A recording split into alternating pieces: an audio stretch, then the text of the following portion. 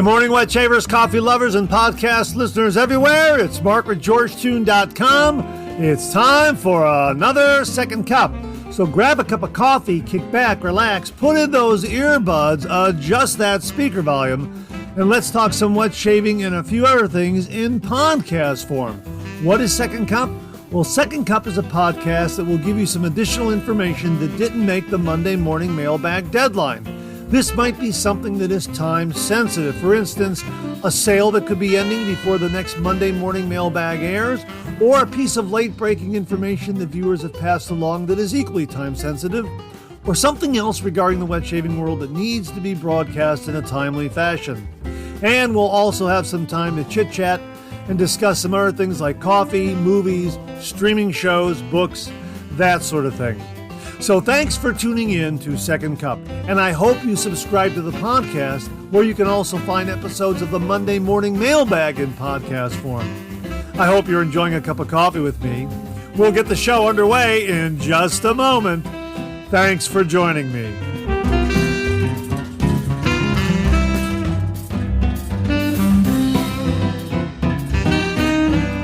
Well, good morning, everyone, and welcome to the June 24th, 2020 episode of Second Cup. My gosh, June is over. Next Monday will be July 1st. We'll be right in the thick of the summer season. My goodness, where is the year going? I think I mention that every week. Where's the year going? Well, you know what? Time flies when you're having fun. I'm certainly having a lot of fun putting together these Second Cup podcasts for you. So thank you very, very much for tuning in. And what are you drinking this morning? I'm having good old reliable Dunkin' Donuts. Hang on, let me get a sip. Yeah, I brewed up a pot this morning, and I have got, here, hang on a minute. Hear that? That's a really big coffee mug. Here. I don't know if you can hear that right there. It's about 5 inches tall, almost like about 3 1/4, a little over 3 1/4 in diameter. It's a really nice sized coffee mug, and I got this from my late kid brother, David. He was a pharmaceutical salesman. He started off in pharmaceutical sales and then later became a regional manager. And he would go to a lot of these meetings and conventions when they were launching a new product or whatever the reason was for getting together. And he would come back with all this great swag that they would give all these sales reps and managers. And he would just give it to me. I was living with him for a while, and he would just give it to me. He'd go, here you go, Mark. And, he'd go away for like a 2-3 day convention. He'd come back with all this stuff. And a lot of the items he came back with were coffee mugs. And this is, I think I got about 4 of these right here. And of course, it's got the name of a product or a medication or some sort of prescription drug that they were promoting at the time. I'm not going to mention it because I don't even know if it's being made anymore. And I'm not sure if I can get the pronunciation of the name correct. And I don't want to sound like I'm dishing out medical advice or anything like that. But a lot of these mugs, coffee mugs with different product names on them, and they're good looking coffee mugs. And I guess what they would do is they would go into doctors' offices when they were detailing the doctors on the different types of medications and drugs that were out there that would be indicated for that doctor's patients. And they would give them a lot of these coffee mugs and scratch pads and whatever else with the name of the products on there. It's kind of a marketing approach, a marketing program. But they would give all this stuff to the salesman, and David would come back and say, here you go. I get coffee mugs, hooded sweatshirts, some gorgeous hooded sweatshirts that I still have today, T-shirts, baseball caps. Oh, I got these really great carry-on travel bags that are just wonderful. I still have them today. They're absolutely fantastic. So I got a lot of neat stuff from David, and this coffee mug is one of those. I got 4 of these, as a matter of fact, and it's a substantial coffee mug, and it holds a lot of coffee, and it's great to be using it because it also offers up a lot of memories of my late brother. He was a really, really good guy, very, very generous guy. And I do miss him a lot. But whenever I look at any of these items that he gave me, I always think of him. So that's kind of what we talk about with the traditional wet shave, using our dad's razor or or our granddad's razor, and conjures up all those kinds of great memories. And yeah, so whenever I use one of these coffee mugs, I think of my brother Dave. So yeah, he was a really, really good guy. And you know what? One more sip. Hang on. And we are in the midst of summer, as we said. It's been really, really hot. I've been doing some cold water shaves, and a couple of my reviews have also been cold water shaves. And it was been 90, 92, 93 degrees the last few days. And this morning, at the time I'm recording this now, it is cooler. It is overcast. It's been raining a little bit on and off this morning, but it's definitely cooler. Alexa, what's the temperature? Right now, it's 69 degrees Fahrenheit. Today, expect a high of 81 degrees. Oh, so it's 69. It should get up to 81, so maybe it'll clear up, but it's not going to be as hot as it was the last few days. But it'll be a nice summer day, and it got me thinking about all those great summer soaps that we were talking about last week, like Solstice from Phoenix Shaving. I think I called it Summer Solstice because I had my mind on the longest day of the year, the summer solstice. But shave soaps like Solstice and Watermelon Kachaka shave cream from Ariana Nevins, and watermelon shave soap from Hendrix Classics and Company that I happened to use this past Saturday in a head shave using the Rex Supply Council adjustable slant razor. Boy, that was a great shave. I love that razor. It's absolutely fantastic. And it was great talking to Matt Pisarsek at the Maggard meetup about that razor and how to properly load a blade. And he cleared up a lot of the challenges I had with loading the blade. And we showed that on a Monday morning mailbag where we were giving Maggard highlights, and he really explained the razor and the background of it to me very, very, very completely. And a great guy and a great resource for all things vintage Gillette razors. And if you have a vintage Gillette razor, absolutely contact the Razor Emporium to have it tuned up, replated, that sort of thing. They do wonderful, wonderful work there. And it's definitely a reflection of Matt's expertise in all things vintage Gillette razors. He really, really knows his stuff. He really, really knows his stuff. So if you want any information about vintage Gillette razors, the Razor Emporium and their blog and all their postings, that's definitely the place to go. And we will link them in the description below because a wealth of information there. And I have got an extra Fat Boy razor, and I think probably later on this year, I'm gonna send it to Rex Supply. I'm gonna have to remember to do before and after pictures before I send it, and then when it comes back. So yeah, I'm thinking about sending that one in because I think it does need to be tuned up. So yeah, really looking forward to that. But again, all these great shaves, that's a little bit of an aside there. I'm sorry, but we were talking about all these great summer shave soaps that are available out there, like the Hendrix Classics Watermelon, which was absolutely great, and all the great glacial shave soaps from Sterling Soap Company. And you know what? I'm looking at Son of Honeysuckle from Phoenix Shaving. That's an absolutely wonderful summer scent. And I just used and reviewed Old Salty from Phoenix Shaving. That is a wonderful, wonderful scent. And I did a cold water shave with that. It was wonderful. I have to edit that video and get it posted. Really enjoyed that. Immortal Peach and so many others out there. So I think I'm going to go into my, I got all my shaving soaps and splashes on a really nice wooden bookshelf.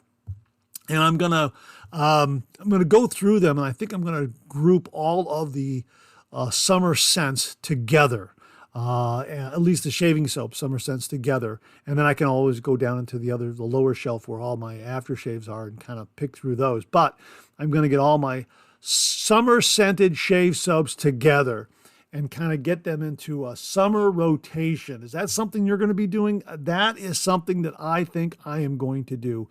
I don't think I'm going to do it. I'm going to do it. I'm looking forward to doing that. So I'm probably going to do that later today and just go through all my shave soaps and get some of these great shave soaps that are going to be perfect for summer. You know, as a matter of fact, I used the lemon shave soap from Sterling. What was that called again? I've got a kind of a mental hiccup here. Hang on 1 minute. Yeah, there it is. Lemon chill. Yeah, almost forgot. You know what? It's just kind of like a little hiccup there. I'm thinking lemon. I'm looking at my notes and I didn't have it written down. I wanted to say lemon ice. It's not lemon ice. It's lemon chill. That's what it is. And that was fantastic. I have the aftershave and the balm to accompany that. And I also have their lime soap. That's another one that we can line up for a summer shave. Absolutely fantastic. We had a viewer talk about lemon prosecco by Shannon Soaps, and I was wondering if I pronounced the name correctly. Lemon prosecco. I think it's prosecco. I think the emphasis is on the second syllable. And I learned that prosecco is a sparkling wine. So I guess you could say this is kind of a sparkling lemon kind of a shave soap. And it's available from Shannon Soaps and also from Timeless Razor. So if you're shopping at Timeless Razor for their adjustable handle, their shaving brush with the adjustable handle, or a new razor, or any other thing that you're looking for at Timeless Razor, know that you can get Lemon Prosecco from Timeless Razor by Shannon Soaps. Really, really terrific lathering shave soaps, and this Lemon Prosecco sounds like an absolutely awesome scent. And again, another one perfect for the summer months. So that's what we got going on here. Just looking forward to some of these great shaves during the summer months. And it's been hot. My AC has been off, and I have been enjoying cold water shaves. They have been absolutely refreshing and awesome. Absolutely love doing them. And I'm sure as we get into early fall and later into the middle of fall, when things start to cool down, I'll be going back to my hot towel cabinet and doing some warm lather shaves. I don't think I'm the kind of individual that will be able to do a cold water shave year round. I know Jimmy V and some others out there love cold water shaves year round, and that's great. Maybe I'll try it in the middle of the winter and see what kind of result it brings. But right now, in these really, really beautiful, hot, warm summer days, cold water shave is just absolutely wonderful when you get a great shave soap like the ones we've talked about. So, one other thing, we're going to have a review. Speaking of summer shave soaps, we've got a review that came in from Jimmy V Photography of a really nice shave cream that'll be perfect for the summer months. So we'll have that in this next Monday morning mailbag. So stay tuned for that. No spoilers. I don't want to give away too much, but it looks like it's another one that's perfect for the summer months. And you know what? Next Monday is July 1st. So I think everyone's going to be working Monday, Tuesday, Wednesday, and then that's it. 4th of July is Thursday, and I think everyone's going to have a long 4-day weekend. At least that's my guess. So hopefully this next Monday morning mailbag will have some reviews of some shave soaps and some other items that'll be inspirational and will allow you to enjoy that long 4th of July holiday weekend if you happen to grab those before the 4th of July long weekend, the long 4th of July weekend. So great to be with you this morning. I hope you're enjoying a cup of coffee with me. I hope you too have a great coffee mug that has a little family history like mine does this morning. Let's pay a few bills and we'll get the show underway in just a moment.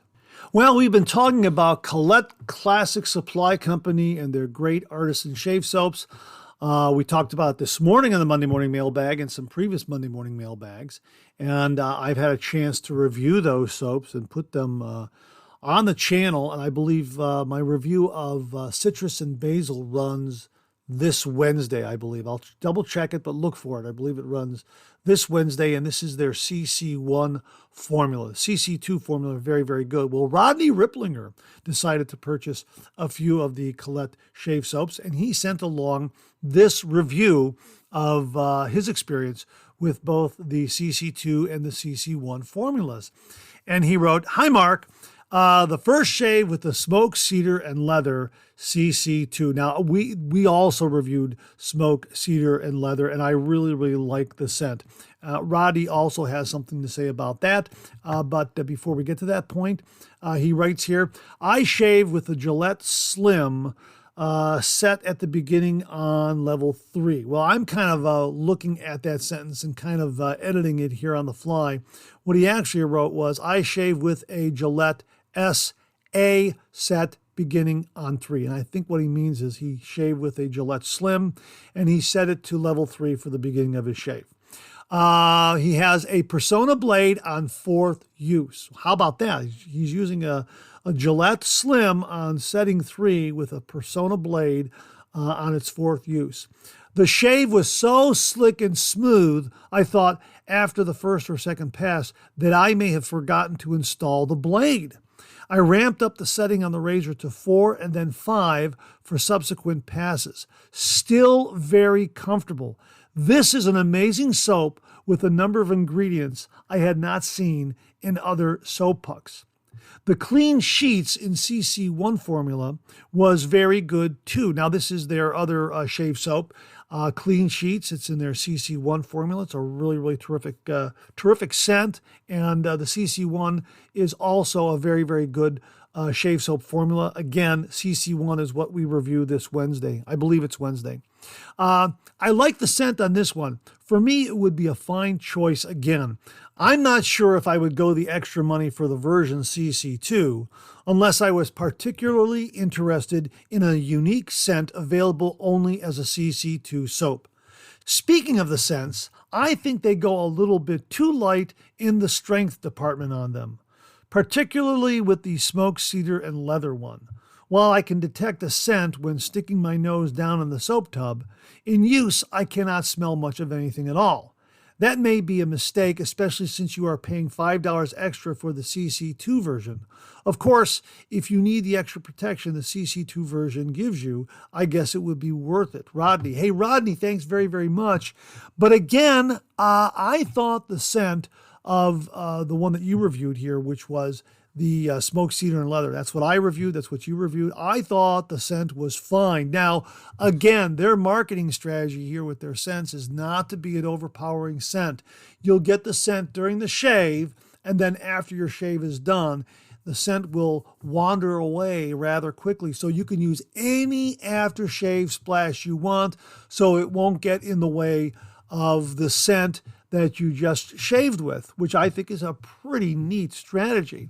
Because after my shave, I wanted to use either Avon Wild Country or Brute or Old Spice. I could have pulled out Flanio. I could have pulled out Diver Down from Phoenix Shaving. I could have pulled out, lemon or lime from Sterling Soap.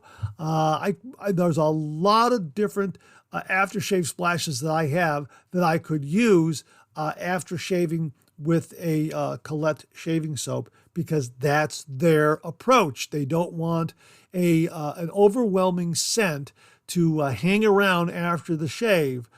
They want you to be able to use any aftershave splash you want and make that scent, I guess, the scent that you walk out of the shave den to start your day with. And I think it's a really, really good strategy. At least it's something different. And if you have some aftershave splashes that you haven't used in a long time, well, you use a Colette shaving soap and you'll be able to use those aftershave splashes because it's not going to get in the way of the shave soap scent. That's the whole idea.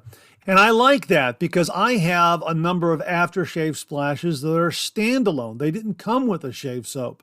So I don't have a comparable shave soap to pair it off with. Like when you buy a shave bundle from Sterling or Phoenix Shaving, you got a shave soap, you got a matching aftershave splash, you're all set to go. But there are times when I'd like to grab the Brute or the Old Spice or the Avon Wild Country or the Aqua Velva or any other number of aftershave splashes that I have that are just standalone and use them as my in my post-shave routine. And perhaps the shave soap that I used for that particular shave is going to get in the way of that scent. And this way, using a Colette shave soap, I can now use those standalone aftershave splashes. I think it's a really, really neat approach and something different. So that's why I'm really excited. Well, that's another reason why I'm really excited about the Colette shave soaps, Colette Classic Supply Company shave soaps, because of this approach. So, Rodney, I look forward to hearing your next review. Hopefully you'll review Clean Sheets. I happen to have that one as well. I showed that on this morning's Monday morning mailbag, and I'm looking forward to dropping that one into a shaving bowl and building a lather and having a shave. So let me know what you think of it, Rodney. I'm really, really interested in hearing your thoughts about Clean Sheets and the performance of CC1 and also the scent performance. And if any of you out there, if any of the listeners out there, are now using Colette Shaving Supply Company's Artisan Shave Soaps, either the CC1 or the CC2. Drop us a line at mondaymailbag@gmail.com. Send us a mini review, your thoughts and your experiences with it, and we'll get it on the Monday morning mailbag or second cup, depending on when we receive those messages. So, Rodney, thanks again very, very much for the review on Colette Classic Supply Company's Artisan Shave Soap. Really do appreciate it. On this morning's Monday morning mailbag, we talked about mimicking a slant razor using a regular DE razor, and Roderick McLeod sent along some information regarding a technique, a shaving technique called the Gillette Slide. Now, the Gillette Slide is an advanced shaving technique that's been around for quite some time. And again, Roderick sent along information detailing the Gillette Slide. Some would say it's similar to mimicking a slant razor. Others would say, no, it's a kind of a separate technique. Well, regardless, Roderick sent along some additional information that I wanted to share with you regarding the Gillette Slide and some of these other advanced shaving techniques. And he wrote, Mark, I should have added the Gillette instructions show it with the razor head perpendicular to the floor with the stroke biased off of the vertical. Now, he did send along some graphics that we included this morning on the Monday morning mailbag. Check out those graphics. Check out that section that was in the questions and comments section of this morning's show so you can see, kind of get a lay of the land, but this is a little bit of a follow-up to what Roderick had submitted to the program. Anyhow, he continues, that makes things like shaving the sideburn area right next to the ear challenging. I find it easier to hold the razor at a slight bias, 10 to 15 degrees or so. This takes a little bit of practice to be sure you don't move the razor parallel or close to parallel to the blade edge. Now, what he's saying here is that when you have a safety razor and you've got that razor head against your skin, you don't want to move it side to side because that blade will kind of give you a little bit of a slit. You want to go up and down, and the Gillette Slide kind of incorporates two motions, moving the razor head downward and also a little bit forward, kind of a down and forward kind of motion. We'll link to Mantic 59's video where he actually shows the Gillette Slide in action and some of these other advanced shaving techniques. This takes a little bit of practice to be sure you don't move the razor parallel or close to parallel to the blade edge. Remember, down is up and left is right when moving slides on a microscope in biology class? Well, yeah, just barely. He continues, I think it's best to practice until it's second nature. I'd also recommend anybody who wants to utilize this technique strongly considers practicing with the blade removed from the razor. After a shave, pop the blade out, apply your leftover lather, and have at it. I think that's an absolutely fantastic recommendation, Roderick. As a matter of fact, I think we talked about this on the Monday morning mailbag and even in some shaving reviews, that when you're a beginner, you want to kind of break that muscle memory, especially if you're coming over from a cartridge razor. When you're a beginner wet shaver and you're coming from a cartridge razor, that muscle memory from using a cartridge razor is kind of present, and you want to press and pull on a razor just as you would with a cartridge razor, and that's the wrong approach. You want to use a light touch. 30 degrees, a light touch, let the razor do all the work, gentlemen. So the recommendation was to just practice with a safety razor, no blade in it, to get the correct angle, to get the proper feel, to learn how to lighten up on the touch.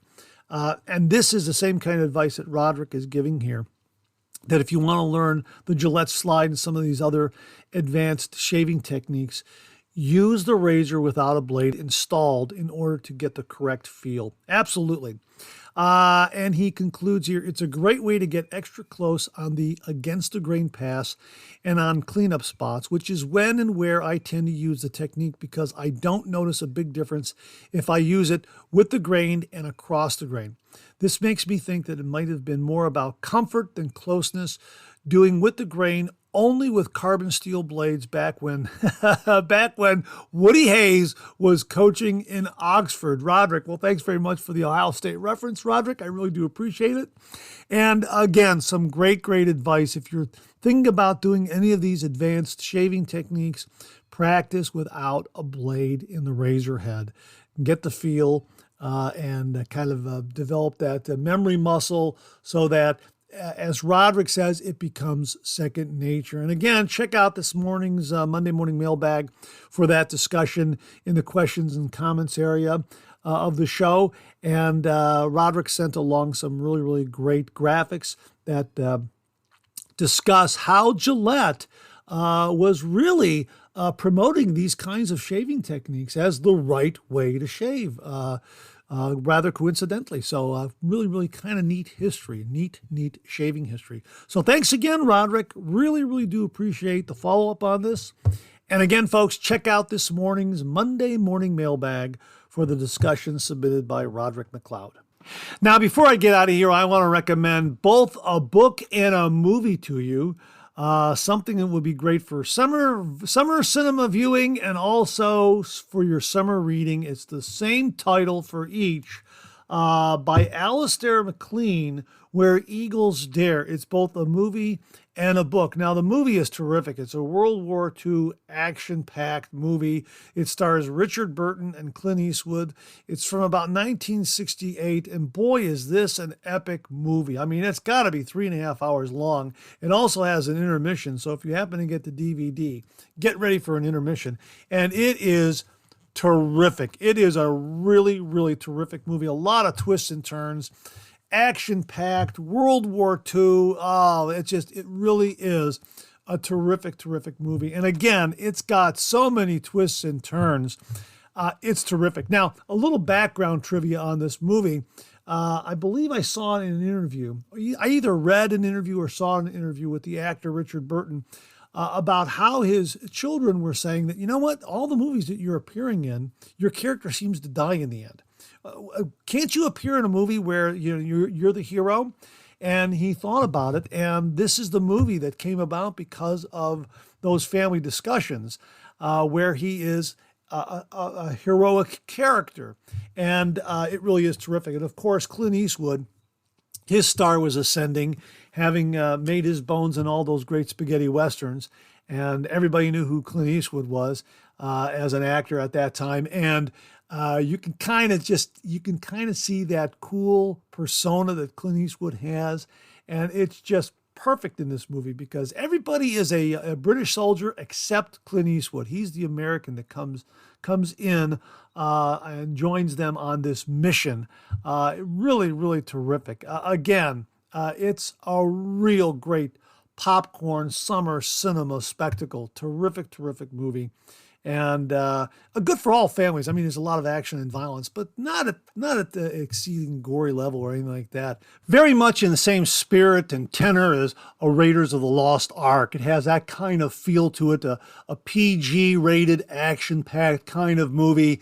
Yeah, it's really just a terrific popcorn summer movie. I think you'll enjoy it a great deal. Now, the book. There is a book, Where Eagles Dare, by Alistair MacLean. Now, I saw the movie first, and then later on, I discovered right here, this is my Alistair MacLean book collection right here. He wrote Where Eagles Dare, Ice Station Zebra, The Guns of Navarone. So that'll probably ring a few bells with you. That's the author. Anyhow, I read the book after I saw the movie, and the book reads just like the movie. And I thought, wow, how amazing is that? That they made this movie and the book reads just like it. My gosh, they followed the book scene by scene in order to make this movie. That's so unusual. Well, I was wrong. I found out later that what had happened was because Richard Burton wanted to make an action-packed movie where he's a hero, then somehow Alistair MacLean got involved, and he wrote a screenplay called Where Eagles Dare. And that was how he wrote the book, because the movie became such a hit that the studio and the producers decided we have got to release a book adaptation of the movie. And since Alistair MacLean wrote the screenplay, they said, hey, write a book and let's get the book to market. So he wrote the book based on his original screenplay. It was kind of backwards. You know, usually the book is written first and then a movie producer sees it and says, gee whiz, I want to make this into a movie. So that by the time that book makes it to the silver screen, some things have been changed. And if you read the book and you sit down and you watch the movie, gee whiz, you know, they changed this and that in order to get it to the screen, and not quite the same. The book's a little different.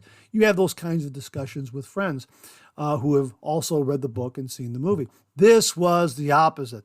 Alistair MacLean wrote the screenplay first. It involved Richard Burton into the project, and they made this fantastic movie, and they said, gee whiz, we got a hit movie.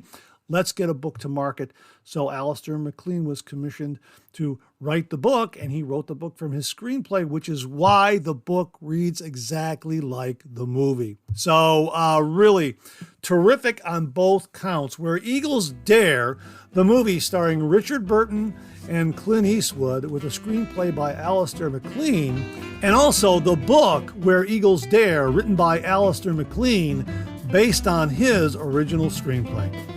And that wraps up another Second Cup. Thanks so much for tuning in again. I really do appreciate it.